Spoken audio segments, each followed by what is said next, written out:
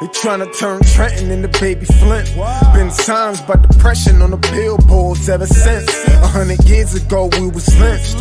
Now they use germ warfare to kill us. I'm convinced, got the evidence. I look around and it's evident. Then go down to City Hall and see so much negligence. Real art is intelligent. A true artist sends messages that speak to your intelligence. They fought and died so I can do my thing. Not to get drunk and high or join no game. I will not let none of you die in vain. For my people I bang, bang, bang. My ancestors been through so much pain. I don't let them die in vain. My ancestors been through so much pain. I don't let them die in vain. I rep for you in everything I do. I rep for you in every place I go. I rep for you in everything I do. In every place I go. They say post-traumatic slavery disorder's fake, but I just tell them all to wake up. Everything we went through, what a way down a rape, bro. Isn't our genetic makeup. So I am my ancestors from block to block. Let's build like it's Tetris. We must unite, link up like a necklace. They fought and died and we disrespected. So I come to correct it. The legacy they left I protected. We only think about self and neglected. You're African but yet you rejected. No. My ancestors been through so much pain. I don't let them die in vain. My ancestors been through so much pain. I don't let them die in vain. I rep for you in everything I do. I rep for you in every place I go. I rep for you in everything I do. In every place I go. I do.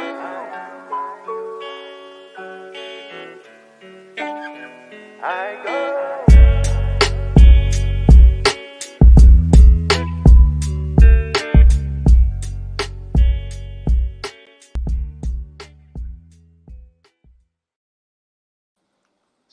Hey, welcome back to another edition of New Freedom Exchange, a cultural expression for social dignity and community empowerment. I am your co-host, Brother Deen. I'm here with my two beloveds. Assalamu alaikum, Sister Marsha. How are you guys? And the infamous, peace and blessings. The infamous Bilal. Let's get it going. The executive director. He got his power pack today. We had a beautiful program earlier with our dear beloved brother, Councilman Bashir Jones and Dave DeVay. Davey, man. Davey. Oh man, I can tell you tired of. Yeah, man. He was doing his thing though. Man. They got us at the end with the freestyle piece. Absolutely. Oh yeah. They took it there. Yeah. Yeah. But we got something special right now though. Uh-oh. Right. We have another exciting episode in our Healthy New Thinking series. This evening we'll be joined by our guest, Sister Saidah Denise. I'm so happy to meet her and hear more about what she does and for us to display her talent on the show. So I'm looking forward to all of that. But as is customary with what we do here, we'll start out with our check-in. How you brothers doing today? Good. Wonderful. Wonderful. Alhamdulillah. Today was hot though. Steamy, man. Was definitely hot. I was in the trenches, man. It was burning, man. I had to make sure the sunscreen I heard you was playing man. Hollywood though, man. You know what I mean? You had a backstage photo shoot, man. We didn't get no footage. Where you gonna drop the photos, man? HBCU. Don't worry. Man. It's coming, Don't worry, man. Okay, you gotta share some of those photo ops with us. Yes. Well, we'll do. We're gonna see him on the cover of GQ. Exactly. No, but today was a good day. Definitely jam-packed for us because we had an earlier show with Councilman Bashir Jones out of Cleveland by way of Brooklyn. And we also had Dave E. And they featured their song with us on the earlier show. So now we have another artist joining us, and so we'll wrap the night up with her awesomeness, and get a taste of "Dying for Love," which is the song that she's debuting tonight. If you guys have nothing else to add, we'll go ahead and jump in with a quick introduction of the sister. Let's bring her in. All right, cool. Let's do it, man. So like I said, we have Sister Saidah Denise with us tonight. She's born and raised in Harlem, New York. Saidah Denise was introduced to jazz at a young age. Dealing with a complicated youth, she had to live simultaneously between the different religious worlds of her parents, and thus became inspired to manufacture an artistic world of her own. She describes her style as alternative vocal, mixing jazz, R&B, trip hop, which she will have to tell me a little bit more about, and neo soul. Saidah Denise's sound is fresh and eclectic. Her voice is distinct, evoking emotional reaction that allows her listener to embrace vulnerability. So without further ado, let's welcome Sister Saidah Denise to the show. Assalamu alaikum, sister. Wa alaikum assalam. What an intro. Thank you, guys. Yeah. I know sometimes when you hear intros of yourself, I'm like, oh, that's me. I sound good. I'm like, okay. I got all that going on. Exactly. Yeah. No, but we're so honored to have you tonight. We thank you for joining us. It's great to sort of wrap up this evening with some feminine energy. You know, I'm always happy to get a sister on the show. So it's good to get that going. But tell us a little bit more about who Saidah Denise is and your artistry and all of that. Yeah, so I guess you kind of talked about it a little bit from the bio. Like, I grew up in Harlem. I grew up in the projects. But then I ended up getting a scholarship to like a really elite private school. And then my mom was Jehovah's Witness. So I had a lot of I wasn't allowed to do stuff with music. So I would do plays and stuff like that within the Jehovah's Witness community. But then I wanted to go to Harlem School of the Arts and I couldn't. So, but then my dad was this professor at Columbia. He wasn't in that world. So I was always going in and out of, these opposing type of worlds. So music was my safe space to feel what I was feeling. I remember my mom would go to bed and I had this janky tape recorder and I would record songs and start writing songs at when everyone would go to bed. So that's where the music started for me. That was my safe space. And I think for a lot of young people, when the adults don't really know what to tell you,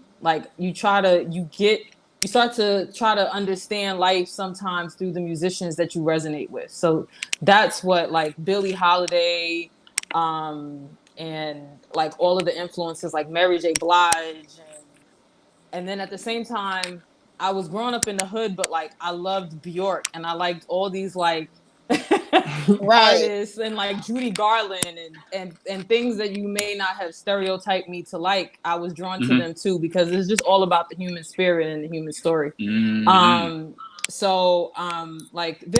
went to jazz school at City College. I studied jazz vocal. And at the same time, I'm an educator. So I've been working in the community. I was a classroom teacher. I'm a director for a literacy nonprofit. So it's that's kind of my two worlds is education and music. Right. Yeah. So you talk about just now you spoke about sort of being the girl from the projects in the hood, but having these interests that weren't, cliche hood stuff, right? Yeah. And so, how did you sort of find the balance to be that Saidah, right? Because that Saidah, I'm sure, was different than everyone else around her. And so how did you manage to get to a place of, I'm okay with this Saidah?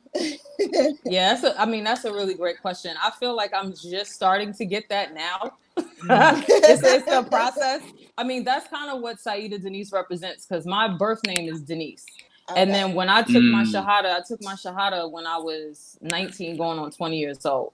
So my Muslim friends would call me Saidah, and it was starting to feel a little schizo because it's like, okay, am I Saidah? Am I Denise? But I'm not cutting off Denise. There's nothing wrong with my name, but I'm also Saidah. And it's like, okay, what's going on here?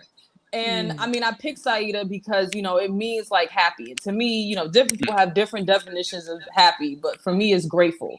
So it was me choosing how I wanted to be. And then saying Saidah Denise was me saying I'm bridging both of these parts of myself. Nice. So yeah, I do feel like I'm at that point where I'm getting more unapologetic about who I am and the two worlds and not trying to please everybody. There's a song on my first EP called Vocal, and that was me kind of writing about the process of you may not be happy with my choices and things like that, but I have to choose my choice. As long as Allah is happy with it and I know that it's right in my spirit, then I'm going to do it. Even Crown, there's a song I put out about hijab, right? And that was me writing because once I put my hijab on, I didn't see my mom for 2 years because she didn't like that choice. But I'm like, you know what? It's not my responsibility to hold myself back within my spiritual process and my deen to constantly try to make other people happy. We spoke every day, but she didn't want to see me.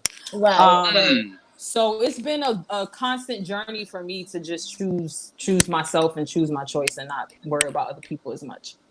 Nice. Yeah. And so in honor of Healthy New Thinking series, I think that is so, you know, that's just awesome for you to just be able to articulate that for you to hear it, right? Because sometimes when we say those things to ourselves, it helps us to then be that much more okay with who we are. But it's also good for other people to hear you say it, for young people to hear you say it, for sisters to be able to hear you say it, to say, you know what, she took that journey. She went on that journey. She came out on the other end and she's okay. And she's being able to express herself in a way that makes her happy and fulfills her purpose. Yeah, and I definitely don't want to put myself as the poster child of I made it to the other side. I'm like, Allah, don't write me as a hypocrite because I'm still in that journey. I spoke to somebody like when I did my first EP, I was Muslim, but I'll be transparent. It's like if I look back, it's like Islam didn't enter my heart. It had entered my brain. And so I didn't have the sensitivity. I didn't do anything reckless, but I didn't have the heightened sensitivity I think that I have right now about how am I representing myself as a Muslim woman. I wasn't even wearing hijab back then in terms of my process. Now I'm wearing hijab and I'm coming back to music and I'm recording again and I'm still dealing with how am I true to myself without worrying about everybody else's expectation about what a Muslim woman looks like and what she's supposed to do. But the main thing is like, is Allah happy with me and knowing yourself and having those conversations with Allah. So I'm still in that journey, especially coming back and recording this next project. Nice. Yeah. So let's talk a little bit about the next project. Let's sort of get an idea for what was the inspiration for it. You know, where were you in terms of your thoughts process and your headspace to get to what's to come. Yeah, I mean, right after I did my first EP, which was The Glass Window, about maybe a year or so later, I got married. And my ex-husband now was not really a fan of the music. So I shut it all the way. I shut it down for a minute. And so coming back to it now, you guys haven't really heard the new stuff yet because even Dying for Love, we recorded that 8 years ago before that shutdown happened. Wow! It just so happened that wow. We wrote Dying for Love. So you've been sitting on that in the chamber. That's been in the chamber, sis. That was a long time. Yeah, it was recorded right after Trayvon Martin got murdered. Wow. Okay. And got it. So, and then, like I said, I have my own shutdown of the music for my own personal journey. And now when we came back, before even getting to the new stuff, we were like, whoa, wait a minute. Like, this is still relevant to what's happening right now. Right. You know, it sounds fresh. I thought it was fresh. It sounds very relevant. Yeah. You know what? I'm having trouble hearing Brother Deen. Yeah, I can hear everyone else, but Brother Deen, I can't. I think if he's speaking, I can't hear him. Check, Mike. Mike, check. I got the okie doke.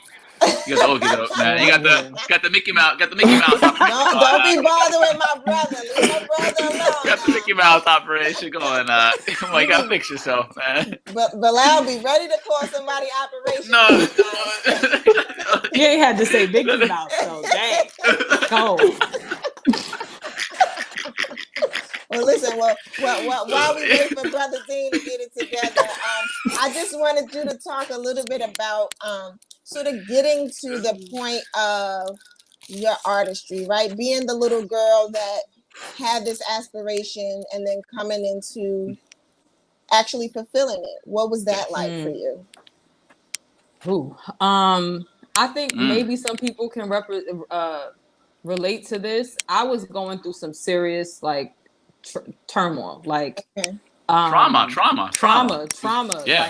Like, had to leave my house, trauma. There's a lot of stuff going on. And it pushed me to the point where it was like, I have to express what I'm going through. I have, sometimes, that kind of like you're in the belly of the whale. You're like, all right, Allah, I've been running from what you put in me and this isn't working.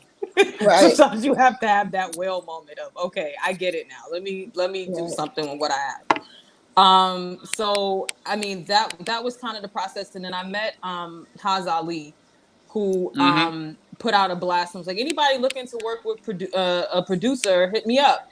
And literally the first session we had, we just kind of have that Rodney Jerkins and Brandy type of chemistry, where the first song on my EP, that was the first song we ever did together, and we did that in one day. That's just the kind of musical understanding we have. And so he had a huge part in me being able to put out the music that I do because of his talent and our musical connection. So that was really the process, and then learning from him, because in the beginning he would write the songs for me. And then I was very shy about my songwriting process. That level of transparency and writing from your own soul, it can be a little daunting. And so on my first EP, most of the songs were written between the two of us, and then there was one song that I wrote completely by myself. And then after that, I started pretty much writing all my material. Right. And so, so you mentioned being shy, right, about your writing ability, and so it's interesting. It's interesting that you mentioned it because, Amira telling on you. Amira said she's sitting on some music, y'all. Yeah, it's a whole lot of stuff you've been sitting on. But you mentioned being shy about your writing ability, and so I'm kind of glad that you mentioned that, because one of the questions I wanted to ask you was, I wanted to ask you, was there any fear in this process of becoming Saidahdenise? And we've had a couple of artists on the show, and I remember when we had Zaima on the show, we talked a lot about fear, right? We talked about fear and having to sort of burst through that to become. And so tell us about that piece of you being able to display your artistry.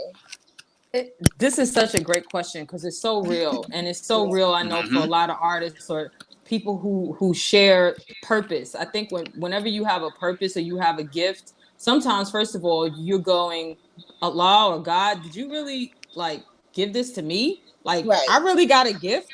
So it can take a minute to even own it, or it feels a little weird. I really believe in myself. I could really do this. And I remember when I first started singing, I found a way to camouflage it, but my body would be shaking because I was so nervous.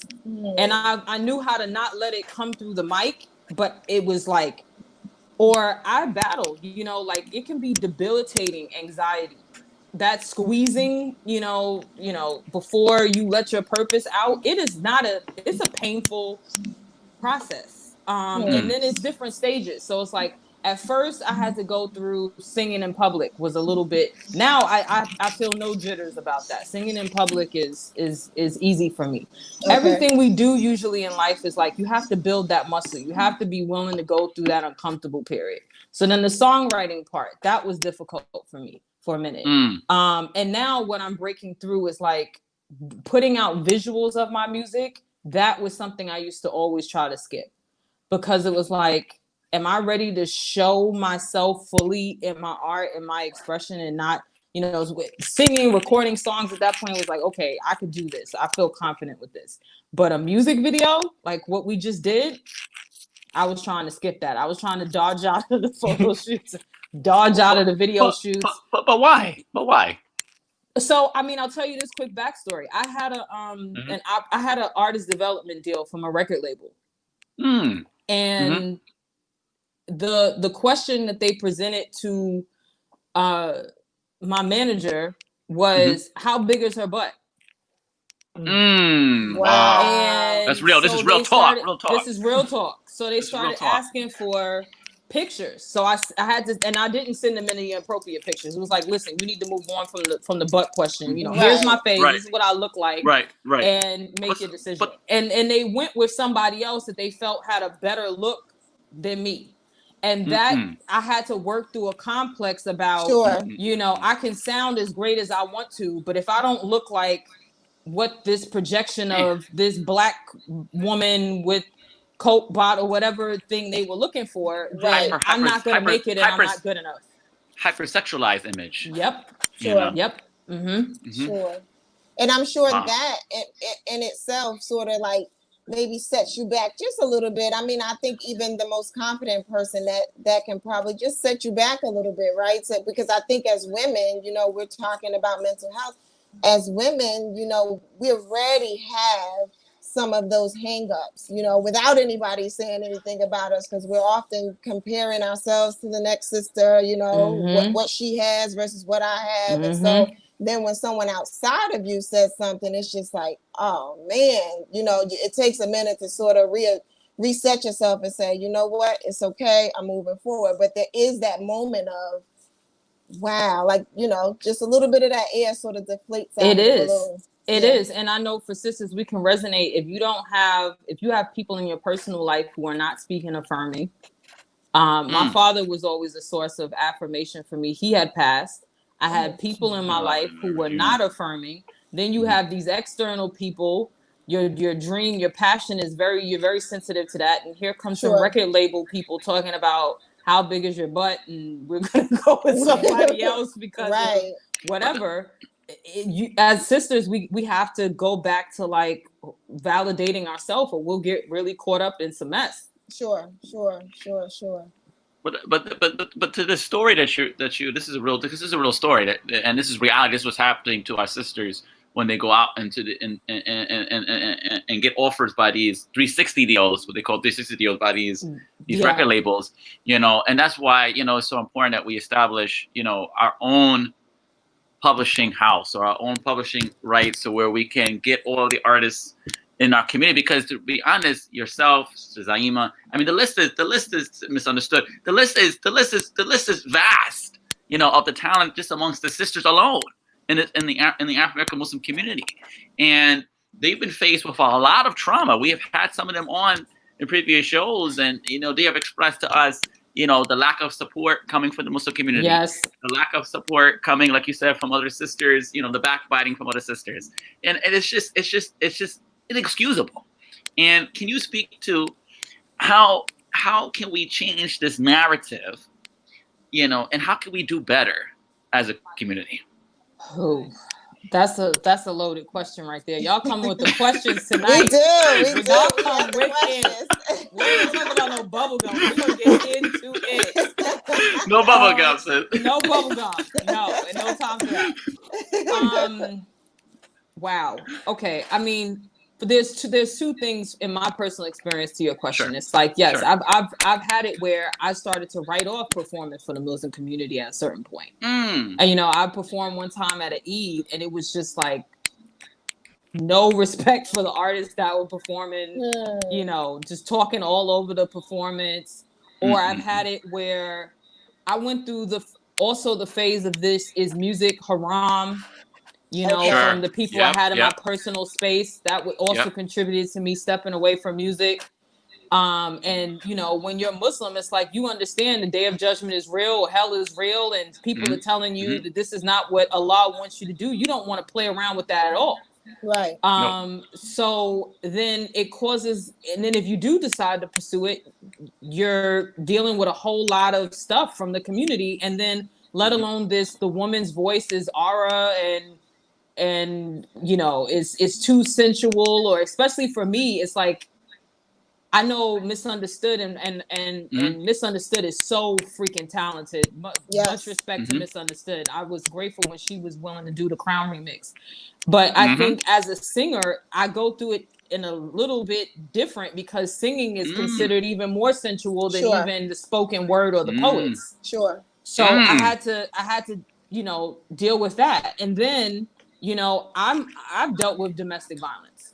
You know, I don't talk about it publicly, but I'm willing to talk about it in this space, because we have to talk about what's going on in our community. Yeah, that's right. We have to close. We have to close our ranks. We have to. And I think what happens is brothers have to start showing up and defending sisters. And just like when it comes to allies for Black people, where you stand up in your private spaces, and they need to stand up in public and in private, brothers have to start doing the same thing when you talk about what has to happen in our community.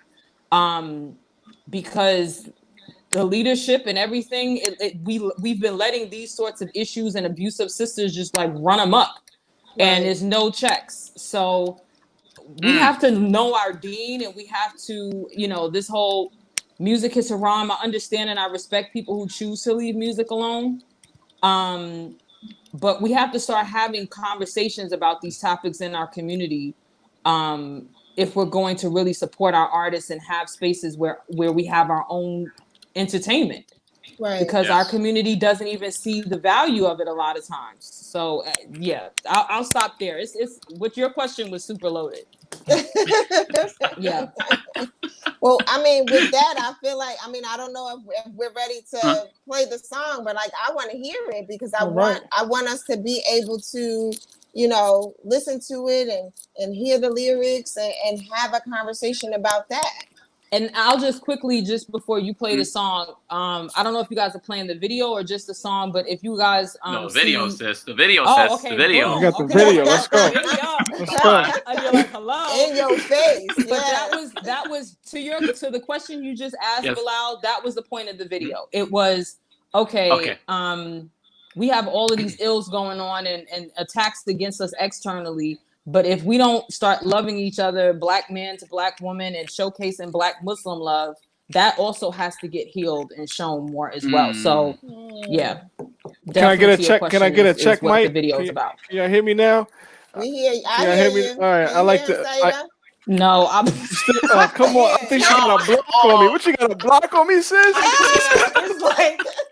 No, I hear you, Manhaji. I hear you. I don't know why I can't and you guys can. I don't know if it's me. I don't know what's going on. No, I'm sorry, Brother Deen. No, you good. You good. Well, at least I get the honors for the audience who can hear me to introduce. I can't hear him. It's like this we got echo, and I can't hear him. Okay, we'll fix that. But Mujahideen, let's hit the. We're gonna play the song. Yeah, introduce it. I'll play it. Okay, so me introduce it? No, let the sister introduce it, man. Okay, go ahead. Come on, sister, please introduce your video to us. Okay, so I don't want to do it. You do it. So this is my video, "Dying for Love." It was directed by Haji Hassan, Shoot with Haz, and I hope you guys enjoy it. Bam.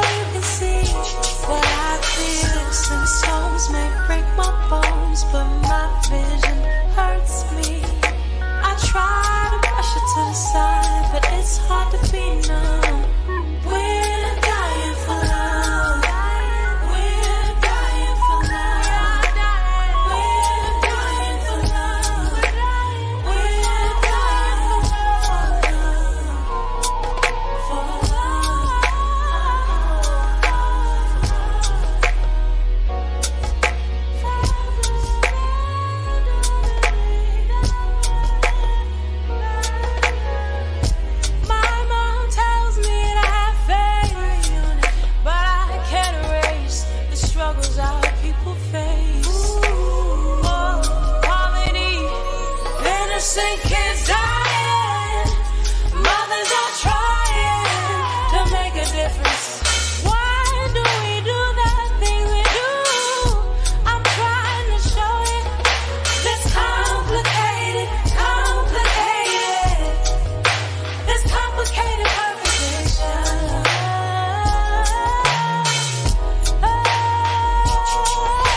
Sticks and stones may break my bones, but my vision hurts me. I try to push it to the side, but it's hard to be numb. We're dying for love. We're dying for love. We're dying for love. We're dying for love. We are dying.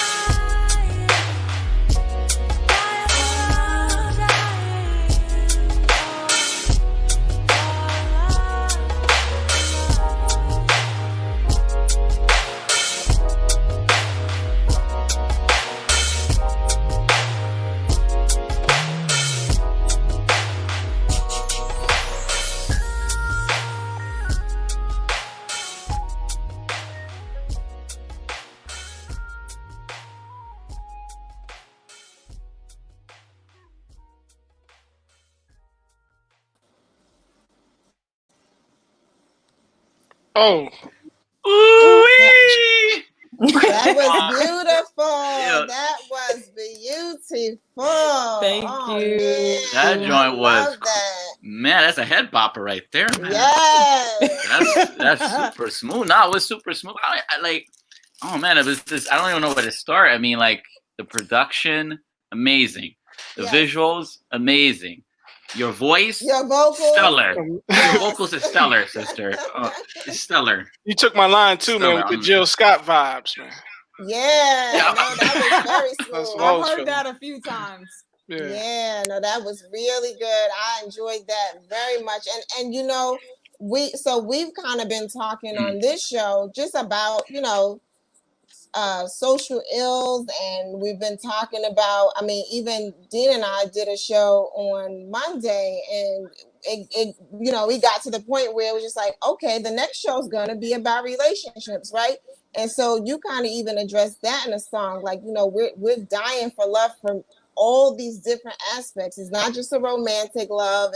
You know, it's a mother-son love. It's a society love. It's a human love. Like, we're dying for all of that because so much of that is lacking in our midst. Yeah. So I felt that one. I for sure felt that one. Yeah. Yeah. Thank you. That was really good. So I mean, and you talked a little bit. You just you got it. I got it. I'm having issues with the audio now where it sounds weird to me. I don't know if it's my connection. Maybe because I can hear pretty clearly. How about Deen? And then we just lost and I can Bilal, hear but Brother he'll come Deen, back. but it's like choppy. I don't know if I should sign out and come back in because I'm having trouble hearing again. Okay. I'll pull you out and pull you back in. Yeah. This yeah. Okay. So, dear audience, you were listening to New Freedom Exchange, cultural expression for social dignity and community empowerment. We're pleased, blessed, and satisfied to have our dear sister, Saidah Denise, who just allowed us to debut her video. Though the track was over 8 years old, you wouldn't believe it. You wouldn't believe it because I mean, it was right unbelievable. On time. It was so on time. The track is called "Dying for Love," and I mean, I feel like it's super relevant. We were just talking about the fact that, you know, that love that we're dying for is not just a romantic. Because sometimes when we hear a melodic song, we think, you know, oh, it's talking about romance, or that's what's coming, or that's what she meant by it. And so while you address that, I mean, you address so many other things. Just like we're empty, and we just need some kind of connection, and it's on all fronts. Yeah. Yep. You really captured it. I'm like, you can write my descriptions for all my songs. She just said it all. That's it right there. Well, listen, I happen to be a grant writer, so that's probably the reason. There we go. You know who to call. And shout out to Sister Zaima. She said beautiful. That was beautiful. Oh, we have Sister Zaima. We have Sister Zaima popping in. Saying beautiful, sis. I love the look. No, it was awesome. The video was awesome. The lyrics were awesome. Sort of just take us through even producing the video. What was that like for you?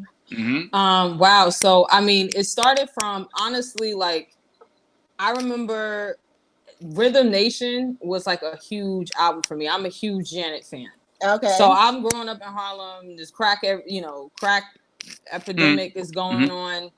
And I remember the visuals, like being really little and seeing those visuals and what they felt like. So I remember just the conversation of what the feel of the video was. And Haas was like, well, maybe you could get a dress. And this, I was like, a frilly dress is not the vibe for this right now. I can't come through in a ball gown. This is not prom night. This is not prom night. We can't. It's not the vibe.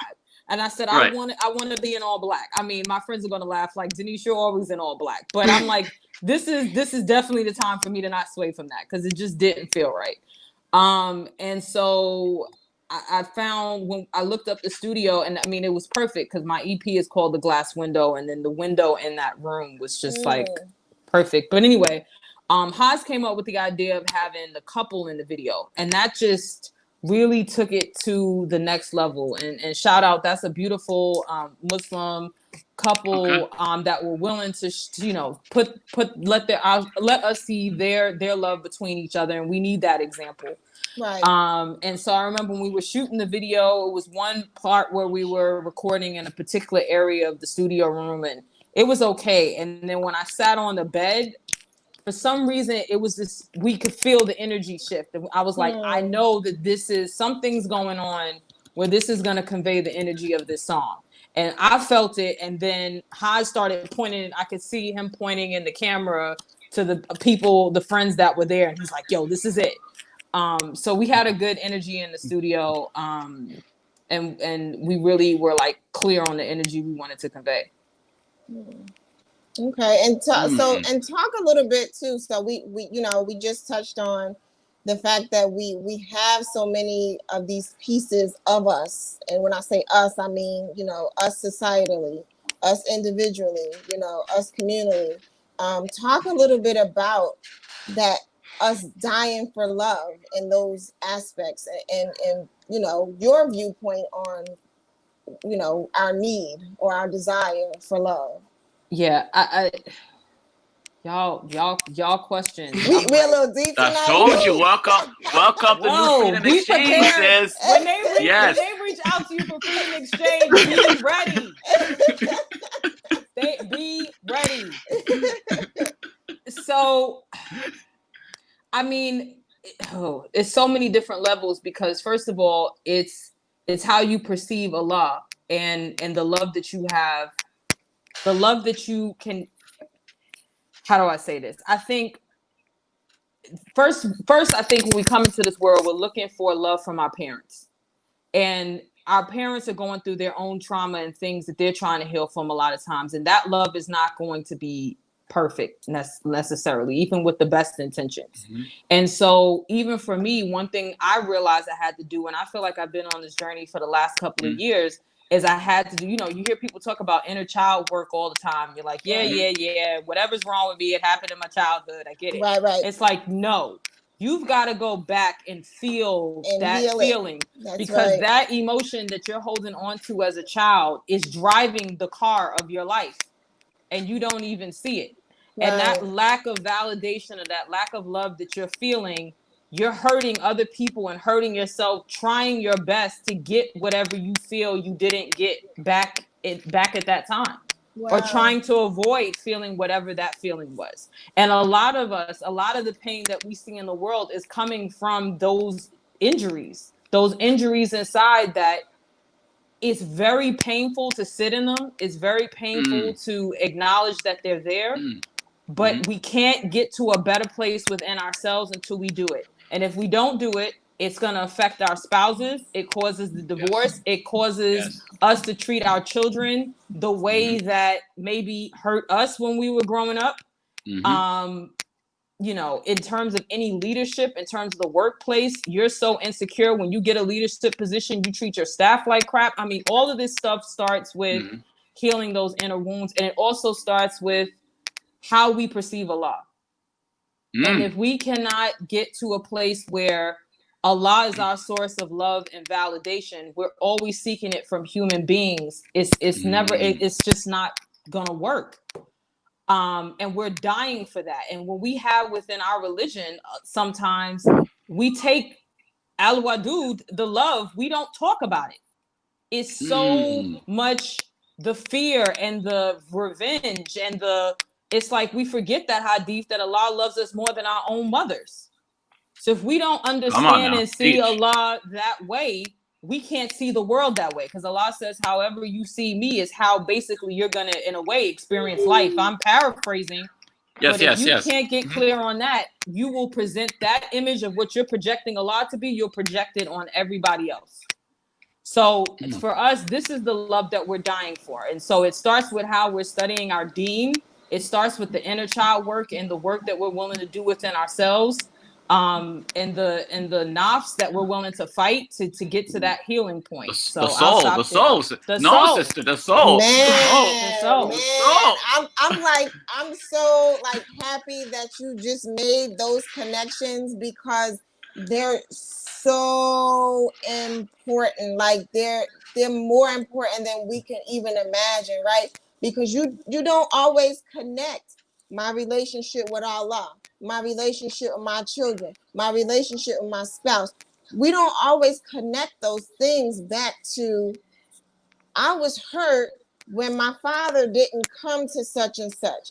I was hurt because I didn't grow up with my father. For me, you know, I think of my own story. I met my father when I was 25 years old. I never saw him a day in my life until 25. You said 25, Sister Marsha? It wasn't until I saw my husband interacting with my daughter that I even had a yearning for that, and that I was even conscious that there were some missing pieces to the puzzle, and that those things affect who I am. So I'm just like glad that you even made those connections for us, because it takes us back to healthy, you know, mental health and healthy living and all of that. So thank you, sis. And I have had the same experiences myself. You know, I had to realize, you know, you have narratives about stuff, or sometimes when you don't have stuff growing up, you don't even know what you don't know. So you're trying to enter a marriage, you're trying to enter relationships, you have no clue, you had no blueprint in your life, and you haven't done the work to study examples of how it should be. So you're just winging it with all the wrong information or lack thereof. And I'll just say quickly, this is also for me why art is so important, connected to what we're talking about with mental health.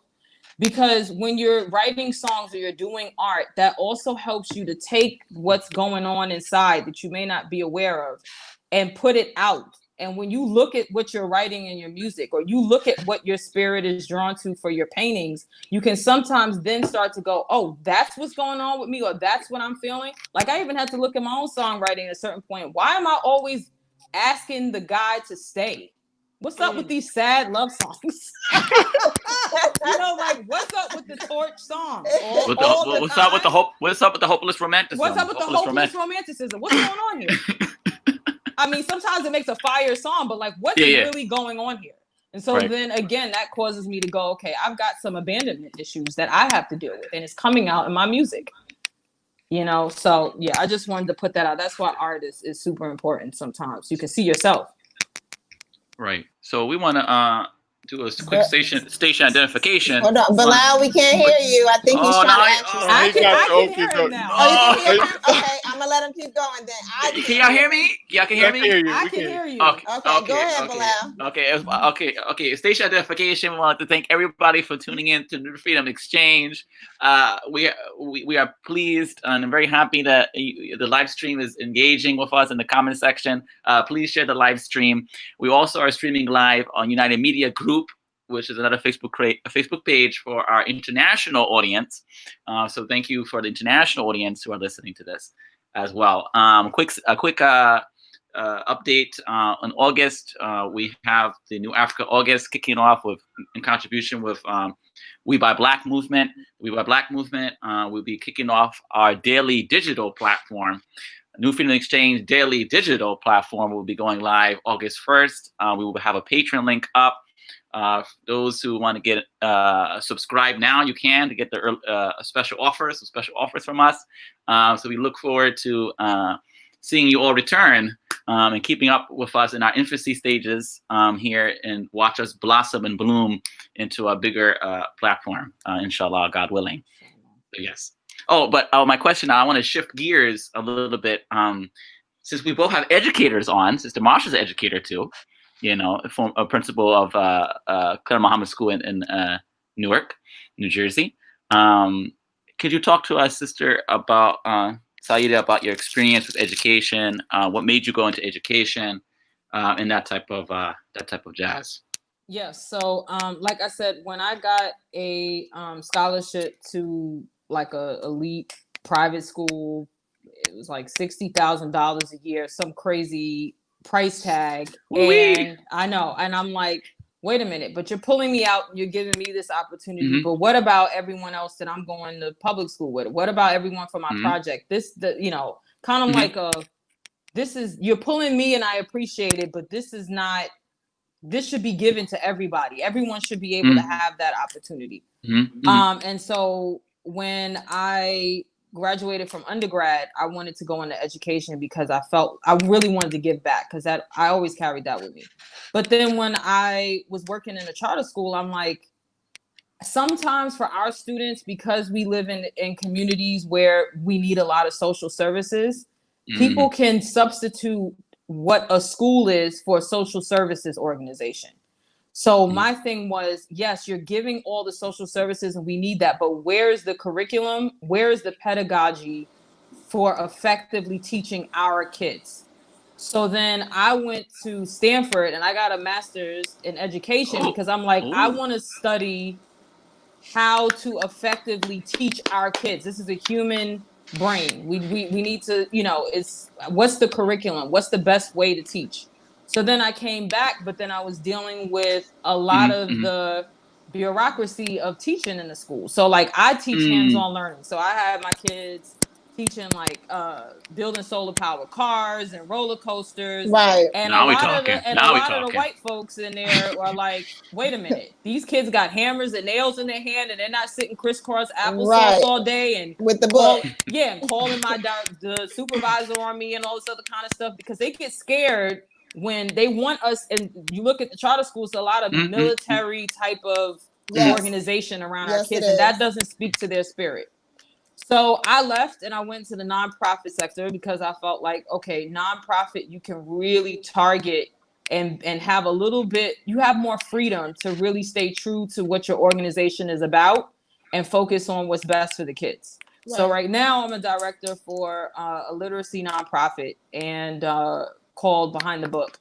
And we give out book to kids and we bring the authors into the classroom and we create curriculum around the book to kind of create a whole world for the kids. So that's my experience, in a nutshell.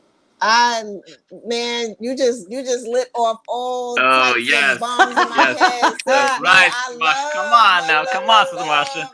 So my background is actually in nonprofit management. I have a master's degree in nonprofit management, master's of public administration. And I'm the principal of Claire Muhammad School in Newark, New Jersey. So I'm just like, oh yes, like I love this. I love the fact that you highlighted hands-on learning. I actually have a nonprofit of my own where we train teacher assistants in childcare centers to get their CDA credential, and a lot of what we coach them on. I'm the administrator, so I'm not teaching the women, but a lot of our practices are hands-on learning because the theory it just ain't enough. And then when we're talking about our babies, our children, like it's not just enough to explain it to them, because depending on their backgrounds, that explanation has no connection to anything. Mm-hmm. So you have to put the hammer and the nails in their hands. Mm-hmm. You have to put, you know, all the tools in their hands in order for them to get it, because you're just teaching the theory of it. You're speaking a language that they've never heard before. And that's for most of us. You know, we can talk all day and just get information and listen, but it's one thing when someone says, okay, now do it. Right. You know, even with our religion, it's like, okay, you can, we still have to do it. You still have to make salat. You still have to do the action. Yes. The application. So like I've taught students from the Dominican Republic, and their language was developing.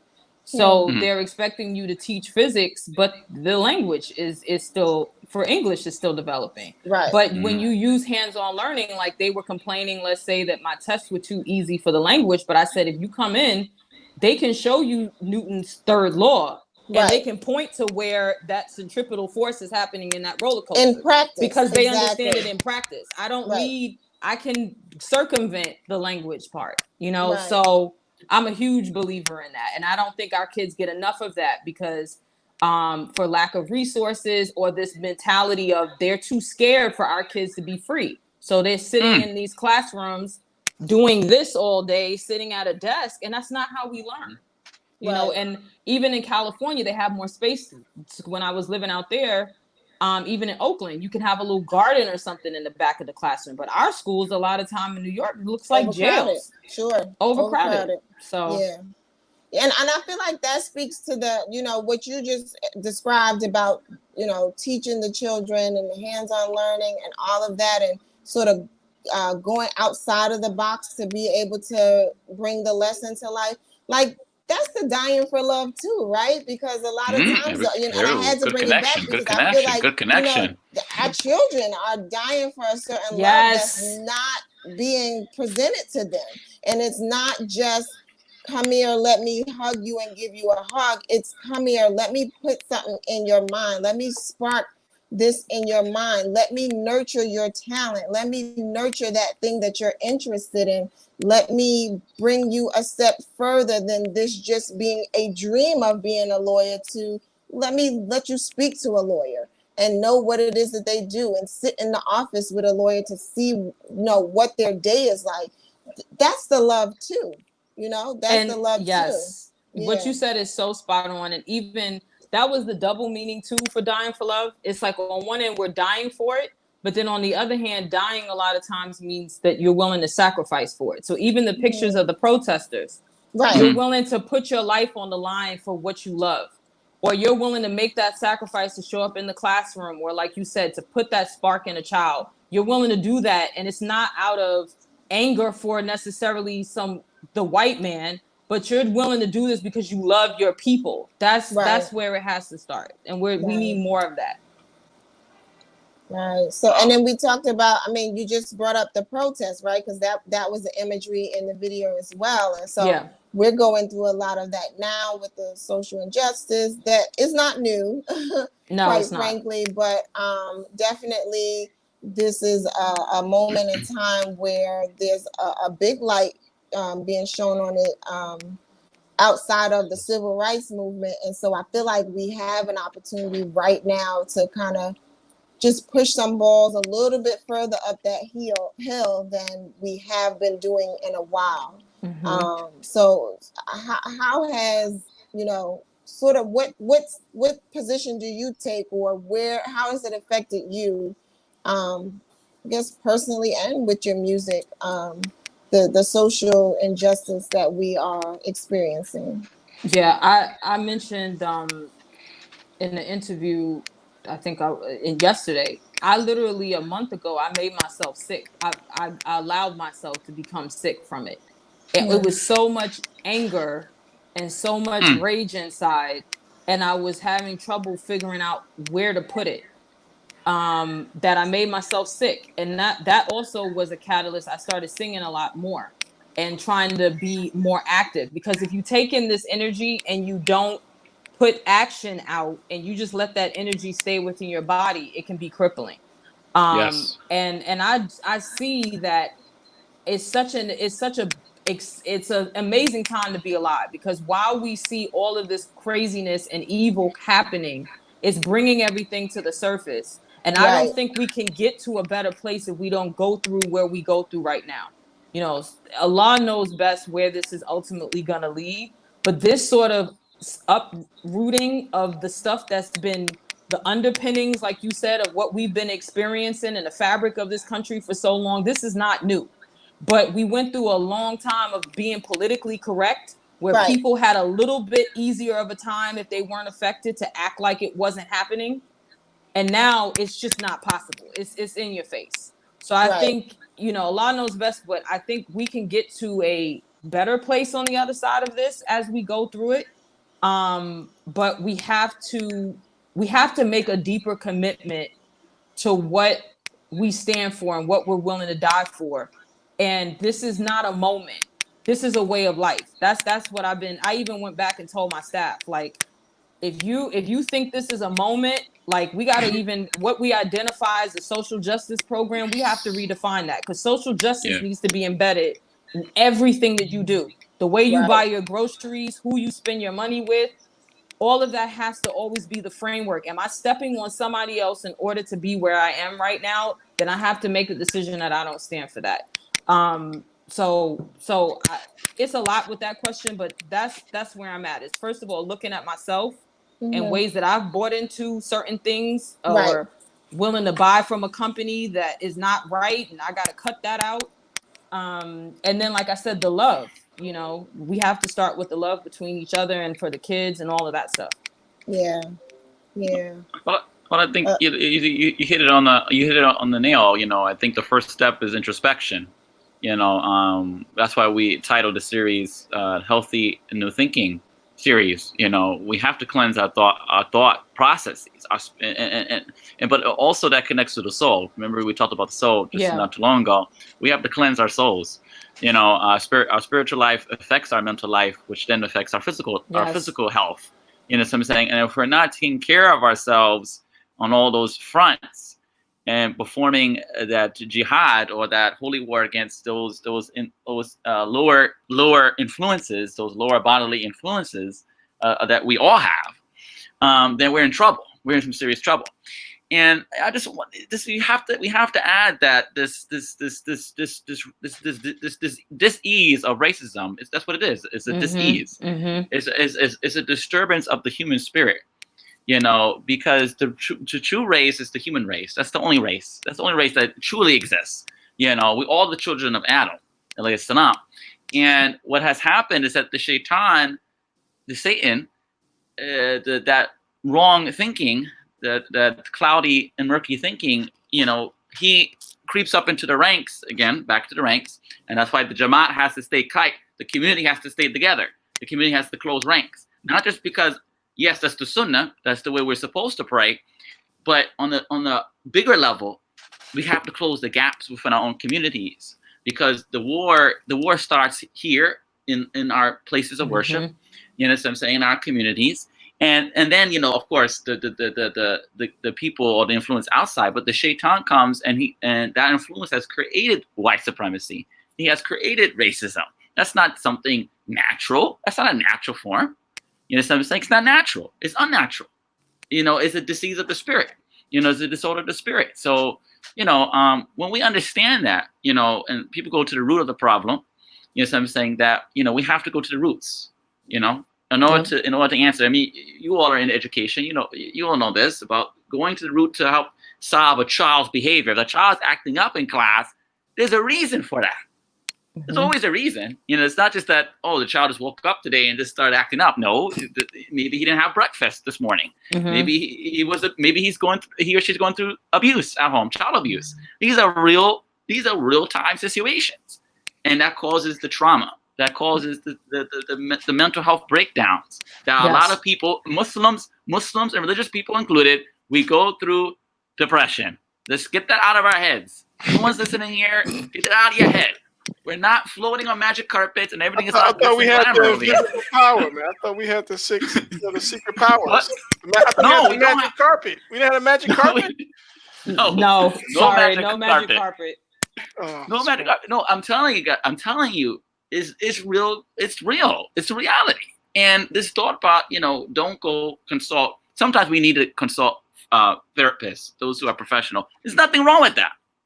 Nothing wrong with that. And there's some Muslim professionals who are in the field of mental health, African American Muslims who are in the field of mental health, they do this on a daily. Utilize it. Allah has blessed us with people like yourselves. If we need education, I know who to go to.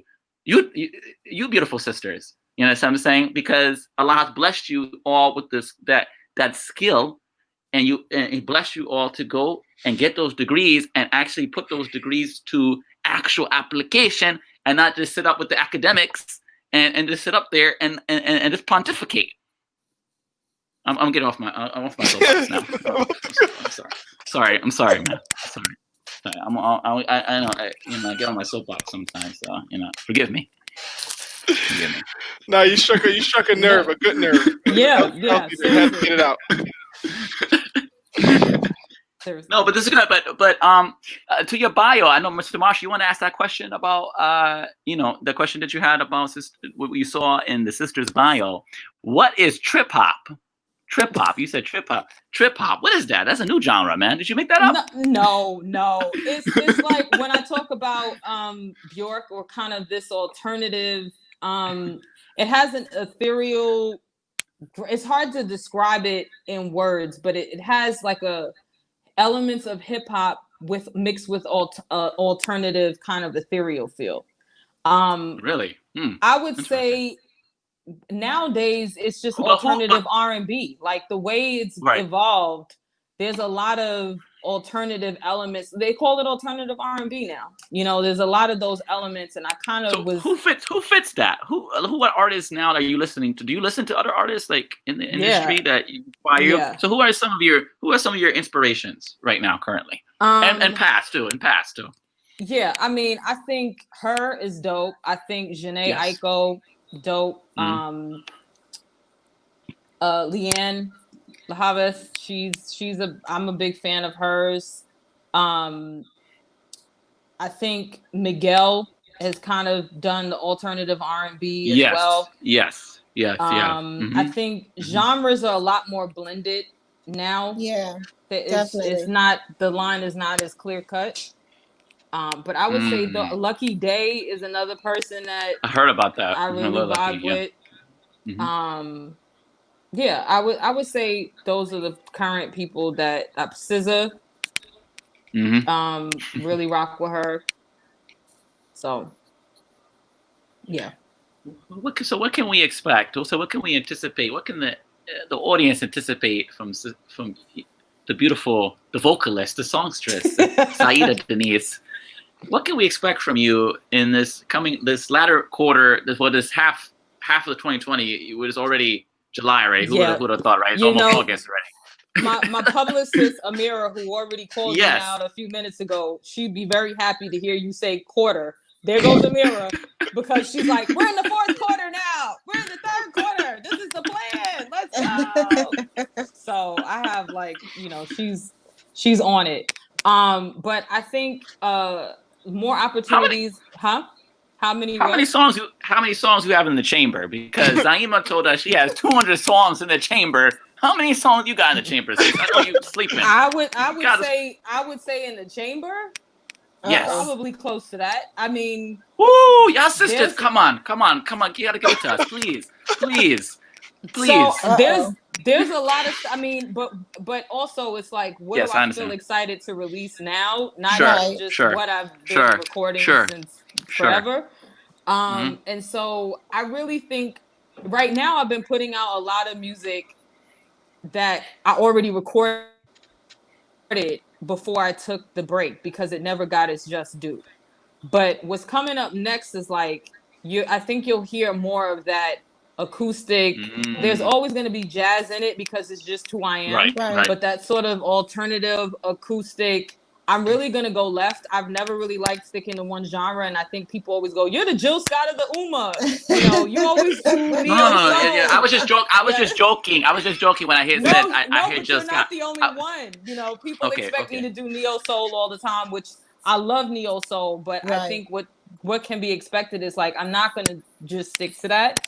We definitely have pretty much like singles every month that we're gonna drop for the rest of this year. Yes, come on. We're gonna debut them. Please, you have to send anyone who passes through the New Freedom Exchange doors. They have to send exclusives to us first. I didn't sign that contract. I don't know. Oh, my fault. Hold up, where did that come Okay, from? we'll talk offline. Okay. No, but I'm joking. No, I got y'all. And thank you because you've been supportive like from the beginning. You guys are, inviting me on the platform, so I'm joking around, but you guys definitely send you guys anything that's coming out. Yeah. But Deen, you got something, man? No, you sitting over there. Oh no, I mean, I'm enjoying the show. I'm enjoying the program. Thank you for your time. I mean, I know we over the hour mark, but I was expecting y'all to cut this off at 1. I was like, okay, they must be going good. If we still no. When we vibing. Yes. But if there's any questions or comments anybody like to share before she gets off, I know early on when you mentioned about the importance of being hands-on with our youth because of the disadvantages that they have.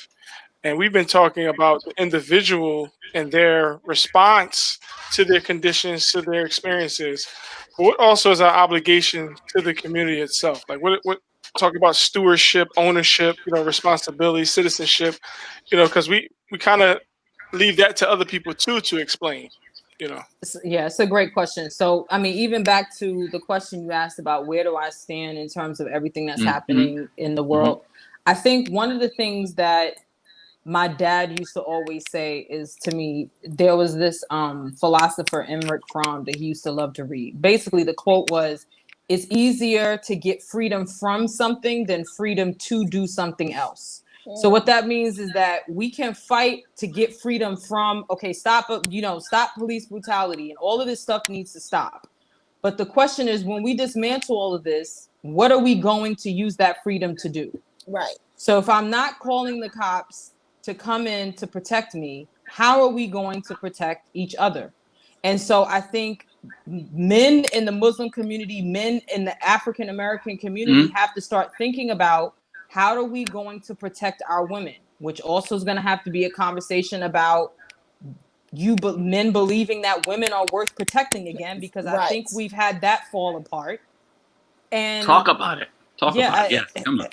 There's a lot of women are not worth it anymore. And not only you see the not worth protecting when you see people are feeling like you're not worth marrying. Marriages are not happening, and that's one of the protections for us, right? Especially in our Muslim community. But it's like these stereotypes that I hear sometimes about who even African American Muslim women are, and I'm like, whoa. Back in before, I felt like people used to think, oh, if you're a Muslim woman, like you're a queen, like mashallah, like the dudes from the hood would be like, okay, don't talk to her a certain way because she has her hijab on. You gotta come correct. I feel like we're losing that. And we don't even have that from our own Muslim brothers, that reverence, of like, wow, this is a Muslim sister. Or it's so much reverence, I don't want to bring you my fitness, so I'm going to go out and be with a non-Muslim. See, y'all got me going off one. Yeah, let's go. Come on. Come on. Sister, please. Get there. This like, is your... I got to go to a Wali. I got to do all this jumping through hoops to talk to you. I don't got to deal with that with a non-Muslim sister. Let's skip that. Right. But again... No rules of engagement. They're skipping the rules of engagement. Yeah, skipping the rules of engagement. Yeah. And again, if you believe that your community is worth protecting and you believe in the sanctity of what it means to protect our community as Muslims, marriage is a part of that. And even bigger than marriage, I have brothers that I can call if I'm in a bad situation that will show up for me and pull up. Like Rihanna was saying to the allies, you got to pull up. Brothers have to pull up for sisters that are maybe not even their wife. There has to be a sense of protection within our community for women, and then also for children. Because I've seen and heard of situations of children being abused in our community. Absolutely. And coming to Clara Muhammad schools or coming to our schools with bruises on their arm, and nobody said anything. This sort of don't see, don't tell culture that we have. We can't rock like this anymore. We can't ask for, okay, get out of here. We're going to protect ourselves. Are we going to start protecting each other? Are we going to start protecting ourselves? That's really what we have to start looking at. We have to think about that. So just to your question, I hope I answered the question. Those are the areas that I think we have to get real about. Absolutely. And that ties into what we're trying to do here, as well as some of the guests we brought on in our previous episodes. Brother from Imam down in Tennessee has something called the Brothers Roundtable, because the brothers do have to get back and connection with each other, because we're out of line. I mean, it's no more chasing out of pocket. Out of pocket, out of line, out of sight. Yeah. It's a real pain point in our community. It really is, and inshallah, we'll do these platforms and roundtables like that. And then I went to the African American, the Black Muslim Psychology Conference. I was so happy to see that, because these type of spaces and talking about mental health in our community. Shout out to you guys for having this platform and talking about these things, because folks are getting married and bringing in some serious mental illness issues, and then people are getting in these, unions and going, "Oh, whoa, right? I didn't know. Coming out the cave. Exactly. I didn't know he was on such and such medication or needs to be on one." And there's nothing wrong with that, but you have to be willing to know your traumas and address your traumas so that you can start to have some healthy relationships going on here. And we talked a little bit about so in our earlier interview. We talked a little bit about transparency, right? And I think that what you just touched on just now was that, we need to be transparent about our stuff, right? Yes. So, and that speaks to doing the work that you need to do personally before we get into these marriages and start these families, and then later on something comes out that I've got this issue or I've got that issue, or someone gets hurt and someone gets abused, and it's because you didn't deal with something that you knew you were supposed to be dealing with, and now the family falls apart and is experiencing trauma because of it. And that's not fair to anyone. That's not fair to you as the individual, you as the spouse, you as the parent, the children, the community, because for us as Muslims, right, that marital union is not just one that is in the household, it's a community type of thing. And when it falls apart, it affects everyone. And the community, everybody. Even there's a song, I'll just say it. Amir's gonna be like, yes. I know it's probably on here.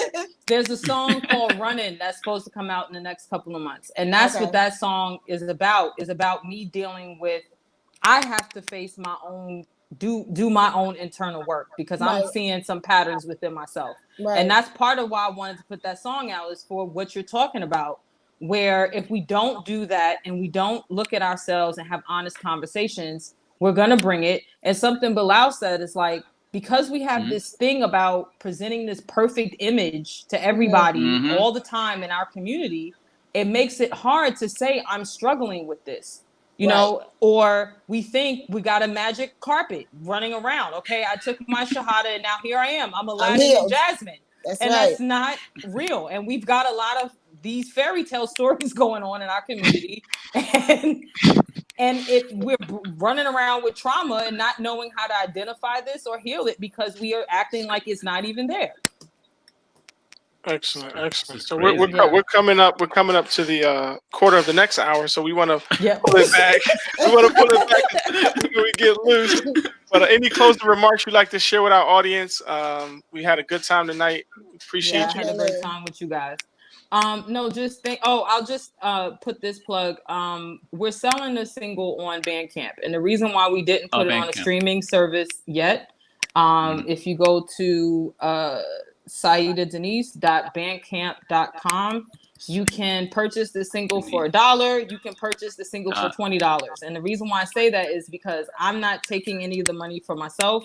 All the money is going to be donated to Until Freedom, which is Tamika Mallory's nonprofit organization that is working to bail out the protesters and also do social justice work in the Black community. So we wanted to put this song for, especially since the message and everything that's happening right now, we wanted to use it as a form of charity. So anything that you pay for the single, if you felt the song, whatever you pay for it, it's going to go to Until Freedom.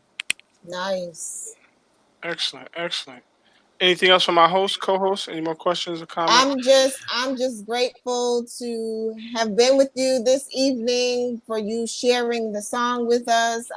It is definitely an impactful song. I think the work that you're doing is awesome. I just want to see so much more from you. Whatever it is that's coming from you, I know it will be great. So thank you, sis. Thank you so much for being with us this evening. Thank you, guys. I have fun. I echo some of the statements from Sister Marsha. I just like to say, as they say, with Mikasa Sukasa, this platform is yours as well. So we invite you to, if you want, come back. You can have your own segment, whatever you want. So we're building a Jamaat. We want to build an actual Jamaat, the real Jamaat. Stop with this wannabe Jamaat. The real community. So I'm saying, because to be honest, I don't want to keep people too far, but to be honest, we have to get back to the true sense of brotherhood and the true sense of sisterhood. And that's what we wanted to establish here with this platform. It's not just a podcast. I'm not just talking to hear myself talk, even though this is my form of getting some stuff off my chest too. This is a form of my therapy, in part. And sharing with you all, and sharing this space. This is a shared space. That's what we want to establish, a shared freedom space. So I'm saying, where people who come on this show can feel a sense that, oh man, this is great. When we link up in the physical, it's going to be more awesome when after this COVID thing settles down, whenever that is. But for right now, we can support each other through the virtual and get a piece of this digital real estate. So I'm saying, that's out here right now. So I appreciate you, sister. I've been following a little bit of your journey. I won't say, but we follow each other on Instagram. And please shout out your social media handles before you leave. Yeah, so people so can all follow of you. my social media handles are Saidahdenise. So it's facebook.com/Saidahdenise. Instagram is Saidahdenise, and Twitter is also Saidahdenise. Not really on Twitter, but Instagram is my main place to catch me. Is Instagram. Excellent. Well, we thank you for responding to our call, and we look forward to work with you and on future projects. We thank you again.